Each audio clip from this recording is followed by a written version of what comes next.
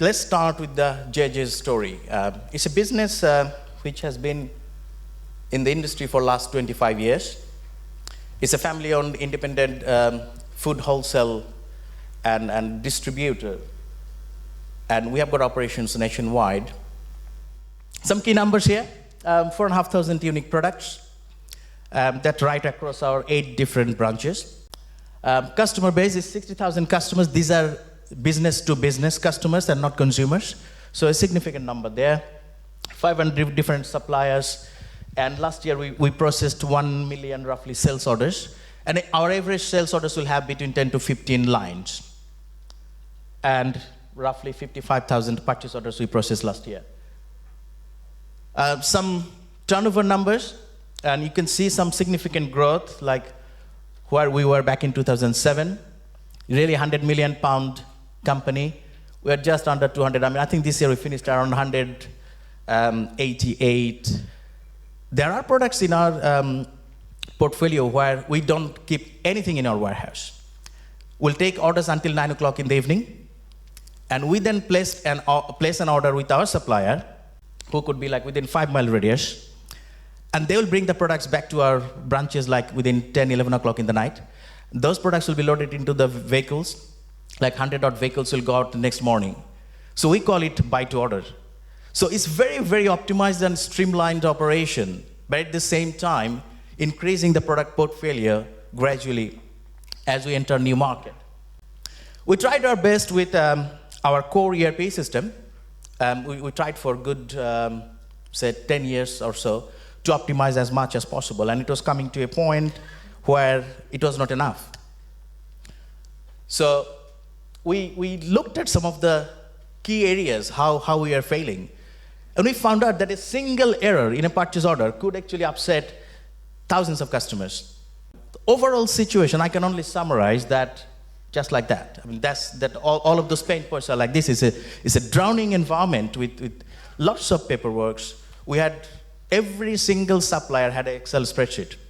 So each buyer had, say, for argument's sake, 20 suppliers to manage, and each buyer had to go through those 20 different spreadsheets to run his own self-invented forecasting rules and replenishment rules. And then if that person was on holiday, people missed the orders or completely screwed up the PO, and total chaos. First time ever in the history of JJ, we broke away from the culture. What we wanted to do is see if we could actually outsource this headache to somewhere else and get some value out of it. I would like to touch upon the increased automation piece. What I really mean by that is not automated picking or automated manufacturing type of environment, is automated task. How to help the people, those who do a lot of manual work in order to replenish the warehouses. How to help them with the lead time management, how to help them with the delivery rule management, how to help them with building the container, building the volumetric information of imported shipment, and so on. So that was quite key for us, and we couldn't handle it within our current ERP environment. And we went on our journey to find a partner. Now let's talk about this partner a little bit, because as I said, we as a company are so scared to outsource anything. That's been our 24 years history. We wanted to make sure that we find somebody who will have similar sort of culture, similar work ethics, understanding of the business as a whole. And we knew all of this, and we did something totally crazy. And why I'm saying this totally crazy, we selected a partner pretty much on like a blind date. Because I didn't have the slightest clue what this company is all about. There's a crazy story about our project as well. We decided, okay, let's do the data analysis and let's see what they come back with. So we submitted our data to the Relax team. They came back with the report, showed the areas where they can improve and help us. Okay, go ahead, let's do some piloting. The decision was, as usual, like the Relax methodology. So we'll have a buyer, we'll have a location, we'll have a supplier, and we'll sort of try it out. Let's see how it goes. And we gave it sort of 3 months' time to test this out before we decide that, well, it's a deal or no deal. So, well, the partnership was still, there was a chance of a divorce, basically. But what we found out, once we finished that piloting phase, there was nothing else to do. And what I mean by that, during the piloting phase, we transferred all the buyers, all 500 customers, suppliers, and all 8 locations into the Relax, and all the buyers were actually using it every day. So the third phase, the production rollout, never happened with us. And I think if I heard from Mika correctly, that is probably the only project they have done so far where this craziness happened.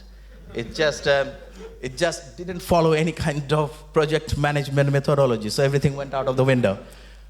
Even despite the fact that we had this beautiful automated tool, some of our replenishment team members were still, by virtue of bad habit, was doing this all day long, looking at the Relax screen and looking at their good old Excel spreadsheet. So all day long, they were just doing this. And one day I just caught someone, I said, like, you'll have neck injury doing this by looking all day long like this.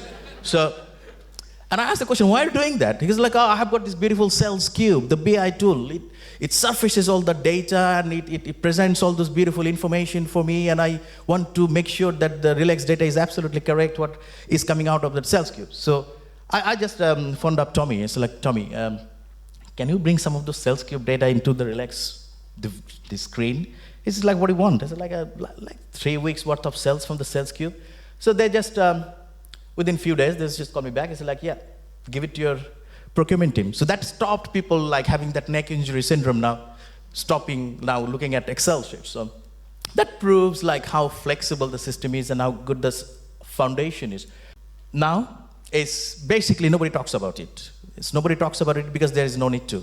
It's just done overnight, 9 o'clock in the morning when people are in the office. Everything is just presented in the dashboard earlier on, I just showed to you. So we achieved a fantastic improvement on our forecasting cycle. Every week or every fortnight, they have got like roughly 100 odd products which go on special promotions. I think the terminology we use in Relax is campaign.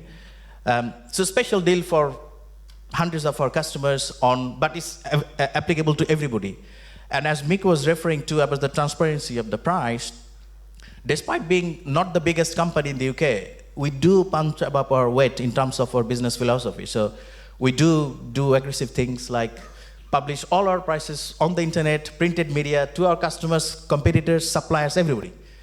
But we know that we are trying to be fair on our customers, those who want the best deal from us. So the campaign became a headache. Nobody knew how many we are going to actually need when this product next week goes into the special promotions or campaigns. Again, we use the Relax tool to handle that quite efficiently. Nowadays, again, we don't spend any time managing the campaign at all. Fresh produce, this was a late entry in our business product portfolio because we never used to touch fresh product at all, like mushrooms and tomatoes and cucumbers. A few years ago, we introduced that, and it was always a nightmare. Nightmare in the sense, whatever we bought, either we sold and few customers couldn't get it, or we threw a lot of products in the bin because we couldn't sell it, because nobody knew how to actually buy that product and how much and when. So that Relax algorithm helped us with that. Let's talk about the technical advantages we sort of identified. I'm not quite sure whether we have identified everything, but these are the things which are very obvious to us at the moment. Powerful database engine. Let's touch upon that. Prior to Relax, we had occasional requirements where we wanted to do just one vendor or one supplier replenishment processing. So, like every afternoon, there would be like, especially the fresh produce supplier, we were buying around 50 items, and 3 o'clock in the afternoon, we'll just do a trial run to see how many we need, and then we'll wait until 9 o'clock, and then we'll do the final run to place the final order. That process with 50 different products would take roughly between 5 to 7 minutes. When we tried with the same supplier under the Relax platform, it finished in 3 seconds. And that is the difference we're talking about here. So from 5 minutes to 3 seconds, that's an incredible speed. And not to forget that it's coming all over the internet on a web browser environment. Software as a service, I talked about the partnership we are going on. This is our first ever experiment, and I hope that we don't divorce soon. Then we have got this data interchange. This is the key point of a project like this. I would like to spend some, like maybe a few seconds or a minute or two on this. What do we understand? That the only way to succeed in this project is to just know your data. Because the interface part is so small and so basic that it's not even worth worrying about at all. But to get to that point is the biggest pain point, that if you don't know what the data is, when the relaxed guys will come and say like, well, I want your on-hand balance of all the items per locations, I want what you have adjusted today, I want what is your open purchase orders, and I want what is your open sales orders, I want how many back orders are sitting in the system which either need to be cancelled or change the delivery date to fulfill those demands.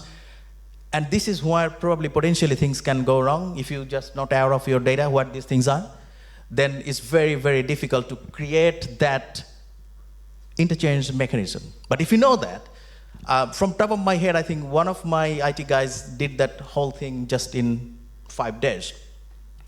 Now, the reason we could do that is basically we knew our data very well.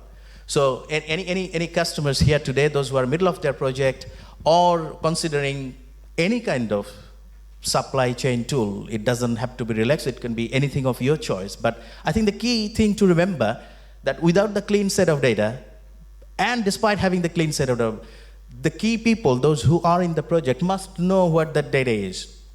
And then you will see the benefit that how quickly you can integrate, because there is no complexity. At least we didn't see any complexity linking our system with Relax. Web-based interface gives a fantastic advantage. I had a couple of examples where some of my buyers were on holidays. And we as a company try to do everything very lean and mean and very optimized and really make people multitask. So the buyers are the replenishment team members as well. So while they're meeting suppliers, they're also negotiating prices. They're also asking for technical specification of the products. At the same time, they're the people in charge of actually placing the purchase orders. So in our company, this team is actually multitasking. Now, when people go for holidays, it's a bad thing, and I'm not saying that everybody should practice that, but it's that we don't have, sometimes we don't have coverage. But what I found out with this web-based interface, that somebody who was on holiday, and he was catering for a very specific ethnic range of spices and lentils, like for curry house sector. He was on holiday for 5 days, but every evening he managed to use the Relax interface and place the orders, and nobody had to actually cover for him. So that was a fantastic advantage for us to have, that it may not be quite a cultural fit in Finnish UK, Finnish employment environment, or whatever it is, but I'm just telling you what we have achieved out of it. And user-specific data access, I think any software nowadays will offer that. So you have restrict access rights, so probably it's not too much of an issue there. Short learning curve, fantastic achievement on that side. Each of our buyers were roughly like trained for 30 minutes. So everybody had a half an hour session, and they were just using the system. So we didn't have a very formal long training cycle, which helped us to get off the ground very, very quickly. And that is the reason probably why we finished everything within the pilot phase, and rather than another ongoing long production rollout. Achievements so far. So it's a long story about all of those things. Some funny elements, some maybe not so law compliant elements, but let's have a look at some of those numbers. The very first one, which I'm very proud about, is that 50% reduction in the order processing time. Now, as I mentioned earlier on, our buyers are very multitasking, and every minute they can save from their daily life, they can actually do something else. So if they don't have to waste too much time for placing the orders, they can probably negotiate a better deal, get a better promotion, get some rebates by squeezing the supplier a bit more. So we really wanted to free up their time. And in order to do all of those activities, I didn't want to double the size of my procurement team. And that is the key achievement, in my opinion, what we have got so far out of Relax. And then rest, I think that's you'll get pretty much as a standard offerings that yes, it is going to reduce your on-hand inventory. Yes, it is going to reduce the wastage.